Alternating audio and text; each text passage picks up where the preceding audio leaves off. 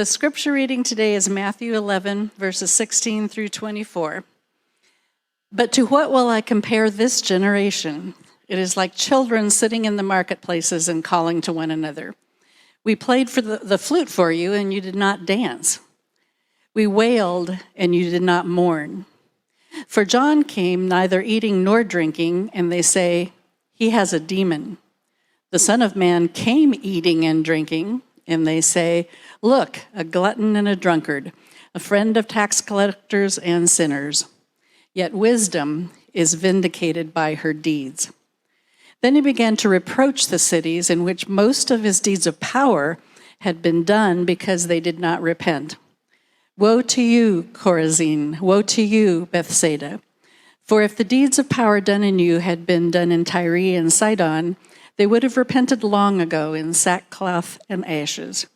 But I tell you, on the day of judgment, it will be more tolerable for Tyre and Sidon than for you. And you, Capernaum, will you be exalted to heaven? No, you will be brought down to Hades. For if the deeds of power done in you had been done in Sodom, it would have remained until this day. But I tell you that on the day of judgment, it will be more tolerable for the land of Sodom than for you. Every single one of us in this room has the ability to make choices. Every single one of us. We chose what we were going to do today so far. We chose to be here. That's one of the wonderful things about that I think that God gives us is choices. We love to blame God for everything, but he gives us choices to do good. He also gives us choices to do bad. We always hear stories about people saying that if God were so loving, why are people starving? Why do people go without? Why is there homeless? I think the responsibility on that line lies with us.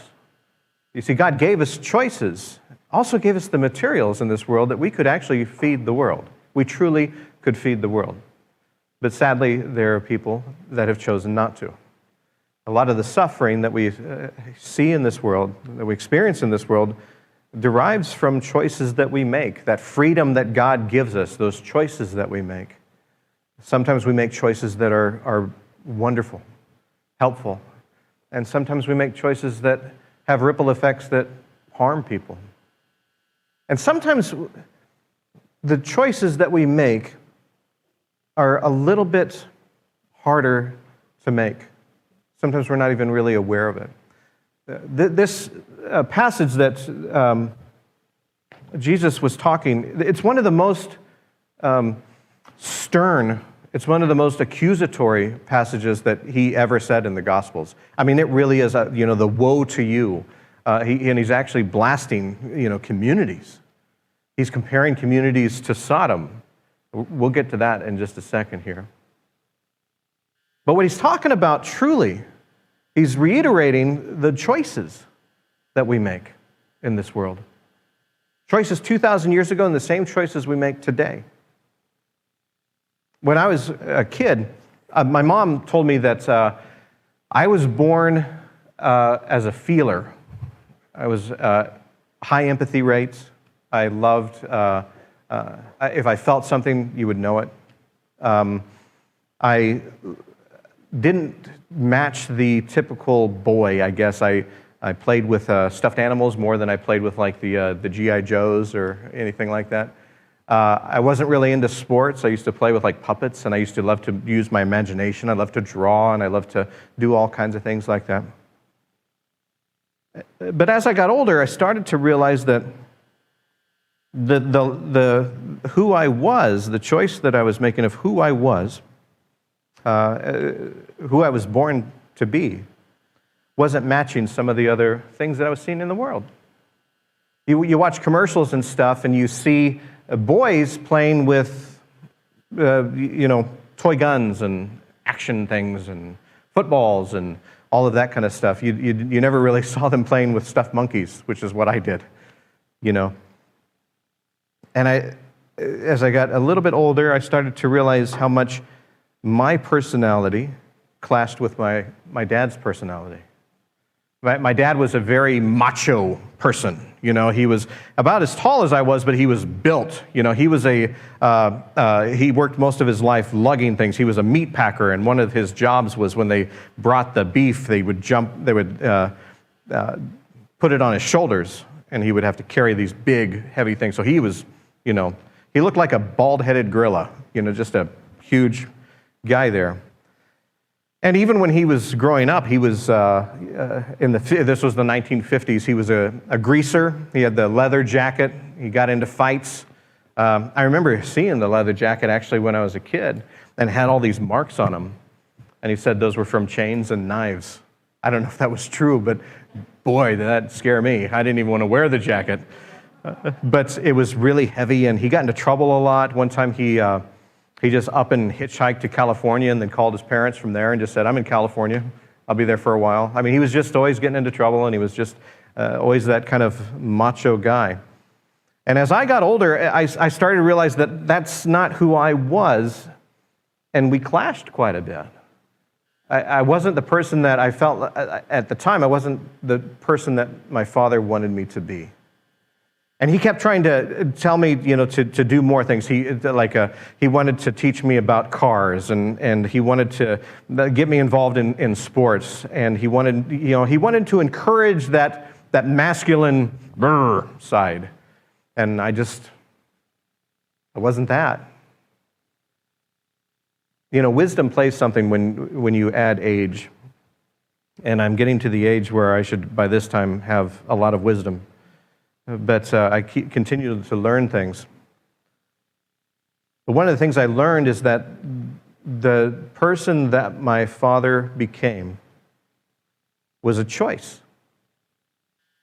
And it was a choice that was hard for him to make. In the 1970s, when I grew up, there was a distinct difference between men did this, women did this. I feel like we're growing out of that a little bit, and I'm really grateful for that. But at the time, the role that I was playing as a male was not matching, what we saw. But in my father's time, in the 1940s, late 1940s, early 50s, it was even more pressure. You're a man, you do this. And I started to think that maybe my father didn't have as much of that choice. I mean, he still had that choice, but it's much harder to make when you're around that. And so he grew up into this mold of this macho, headstrong, violent person. And by the time that he had children, even in best intentions, he wanted us to be that way because he felt that that's what men are supposed to be. You're supposed to raise them that way, and if you don't, you're actually damaging them in some way. It was after my father started to get even older, and I started to get older, that I started to see just how unhappy my dad really was. Miserable. He was not a happy guy. He was a very insecure guy. By the time that he reached his final years, he never even wanted to leave the house. There was a couple of times that I look back, little pockets where something would happen, or there would be sadness or even happiness, where I would see little traces of emotion from my father, this macho guy. Little traces that reminded me of myself. Things that made me think he's like me. But then as soon as he would show that, he would cover it up again. And he would get, stern and macho again. And I started to wonder, underneath all of this exterior, is my father truly more like me than I thought? And maybe that's why he's so sad. My dad had a lot of sadness, and his behaviors pushed people away. The demons that he struggled with caused him to fall into alcoholism and bouts of rage. When he drank, he not only abused alcohol, he abused us. And it was just rage.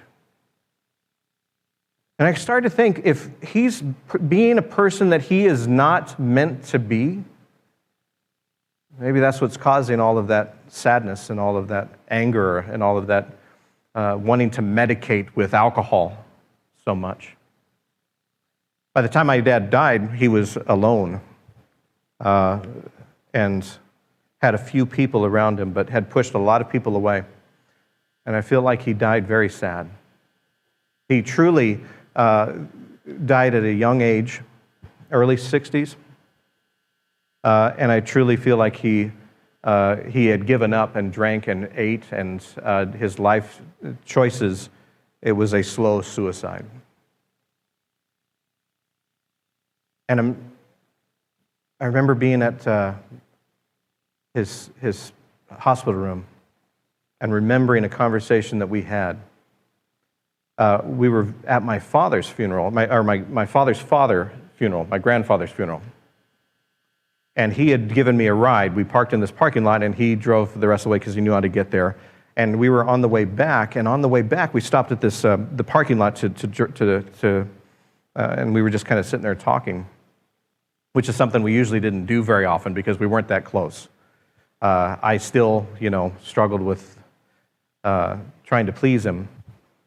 And I remember we were talking about his father, and it reminded me of my father, who is now sitting right beside me. And I found myself apologizing for who I was. I said I was sorry that I was so rough to raise, and I was sorry that I wasn't the person that he wanted me to be. And which is something you didn't do in front of Dad, And there I was apologizing for not being the person he wanted me while being the person that I thought he didn't want me to be. And it was at that time that he looked at me and he said, "Trevor, you're the strongest person I've ever known." And that just floored me. And he said, "Because when you feel, you show it. When you are you, you're you. I've never been able to do that." And that was the biggest pocket that I ever saw of my father, the biggest moment that I saw. Yes, underneath all of that, all of those choices, was this young child who, because of circumstances in his life, was not able to grow up the way that he wanted to be. And so for all of his life, he was making these choices to try to identify himself as somebody that he wasn't. And by doing so, he caused himself so much pain and so much sadness that he truly lived in his own hell. And when he saw me being me, he saw glimpses of what he could have been. 2,000 years ago, that's exactly what Jesus is talking about when he's talking to these communities. You see, as we grow up, we've had this thing of dominance and power and all of this kind of stuff. We love to say, that we love Fred Rogers. We love Mr. Rogers' Neighborhood. We love the feelers in our life. But still, every year, the top movies, the top pop culture are the things where the superhero is annihilating the bad guy, where strength and fighting is the dominance and the thing that wins. We call those blockbusters. We call the ones where they sit and talk independent films. But we like those blockbusters because deep inside, we still have that instinct where it's, you hurt me, I'm going to hurt you back. You upset me, I'm going to upset you. That machoism, that power, that violent act is a choice. But it's one that we find sometimes easier to make. We live in communities where we don't speak to our neighbors. We live in communities where we've gotten so defensive that we now think that I'm not even going to try to get to know you because I have no idea who you are. I don't know what your political ideas are. I don't know who you are. It's better just to treat you as an enemy than to ever experience you as a friend. And so that's what we do. We start to lean toward the side that we're on that wants to shun the other side. We want to lean toward that power. We want to follow the people in our world that have that power, that have that superhero thing, that machoism. We don't want to follow the people that have to tell us to sit down and have a coffee with our enemy. We want to follow people that kick those people out. Those people. And that's what was happening 2,000 years ago. Israel, a once great, great kingdom, had been reduced to slaves. Rome had taken over. They had punished them. They had brutalized them. They had humiliated them. And Israelites wanted that revenge. They were living in a place where they were overrun by the bullies. They were overrun by the superhero, the Lex Luthors, the Joker, whatever the Marvel people are. I have no idea about them. And what they wanted were the same thing that we want when we watch those movies. They wanted the bad guy to lose. They wanted that revenge. They wanted a superpower to come and annihilate Rome and annihilate the people that were persecuting them all of these years. And they had heard that that's what the Messiah was all about, the chosen one. That was the name of him before there was ever a movie or a TV show called The Chosen One. Messiah means chosen one. The one that was coming from the lineage of David, that had been born a king. Just the fact that he was born a king, that's royalty, that's status. You can't have two kings. There's a king being born. He's going to grow up, and he's going to be that warrior King David, and he is going to knock Rome on their butts, and Israel is going to be this power again. That's what they were expecting 2,000 years ago.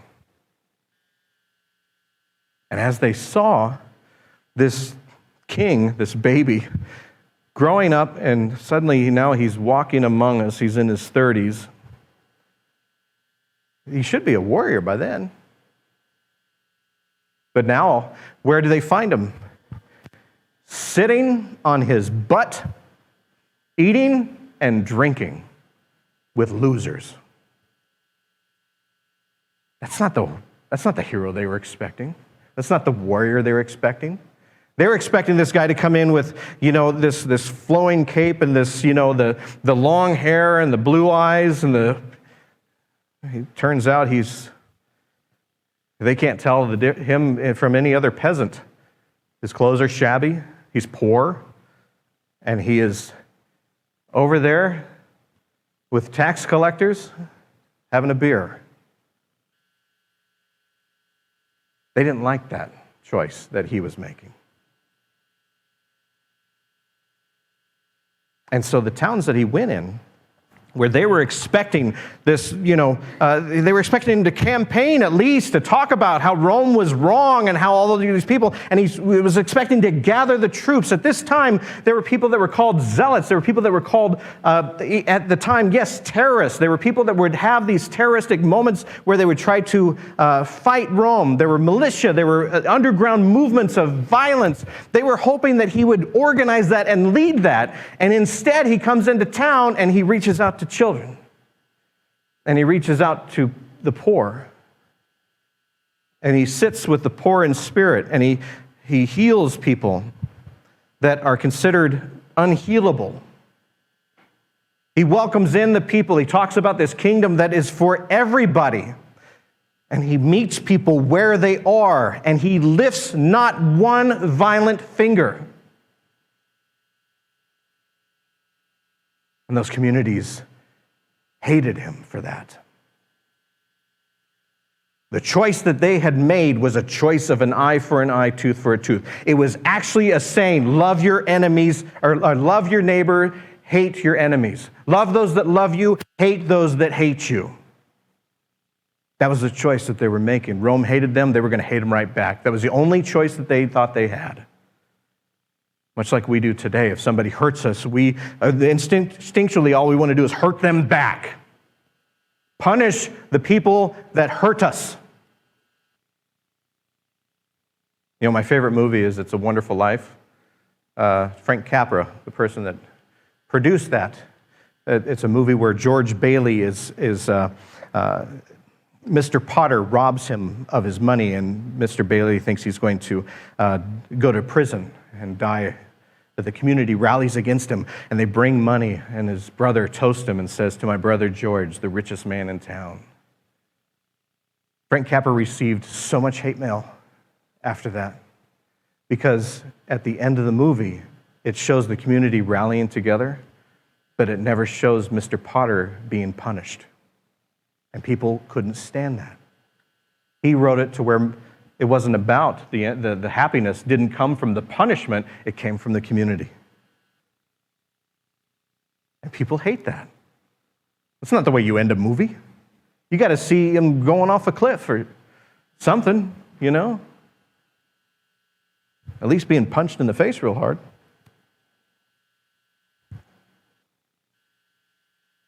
The towns that Jesus performed these miracles, these actions of kindness, these actions of love, these actions of you be you, they wanted no part of. And that's when he says his most stern thing that he ever says in the gospel. This is hatred stuff. I mean, this is stuff where he is saying, you are going to be in hell. Well, when I think about my father and the choices he made, I hear that in a realistic tone. I don't think that Jesus was saying you're actually going to live in eternity with hell. I think what Jesus often tells us is that if you make these choices, your life is going to be a living hell. I know for my father it was. And these towns that were just focused on inward thinking, on violence, on not letting people in, on annihilating the enemy, they were living in their own hell.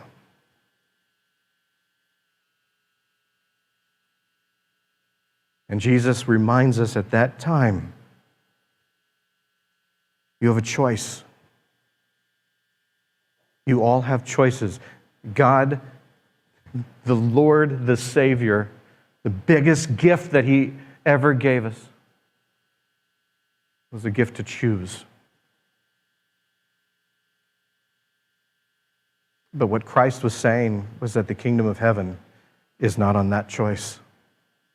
It's not on the choice of violence. It's not on the choice of hating people. It's not on the choice of anger. It's none of this. You've been trying to do this for so many years, and it continues to only feed the hatred.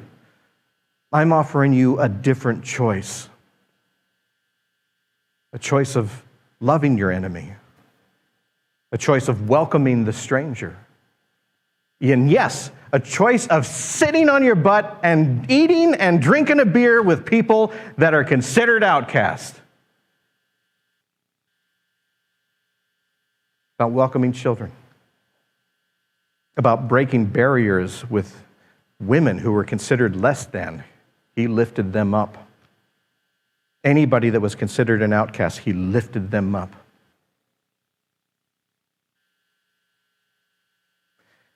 And that's when he compares those places to Sodom. Boy, Sodom, we love to point that out. You know, Sodom, you know what they did over there? And that's what you're going to have. You know, boy, he hates them because he hates that and all that kind of stuff. This has nothing to do with this. This has been the most misinterpreted part. Jesus is talking about welcoming people. He's talking about nonviolence. He's talking about love and kindness. That's when he makes the comparison to Sodom. He is saying, you're not welcoming me just as Sodom didn't welcome people. Sodom was a violent place, a place that treated everybody as their enemy, a place that did not share kindness and love. If you are making those same choices, you're no better than they are. It had nothing to do with lifestyle or anything like that. It had to do with welcoming people, loving people, being kind to people. Those are the miracles that he's performing in the town, and those are the miracles that he's saying were rejected from those communities. That's when he compares it to Sodom.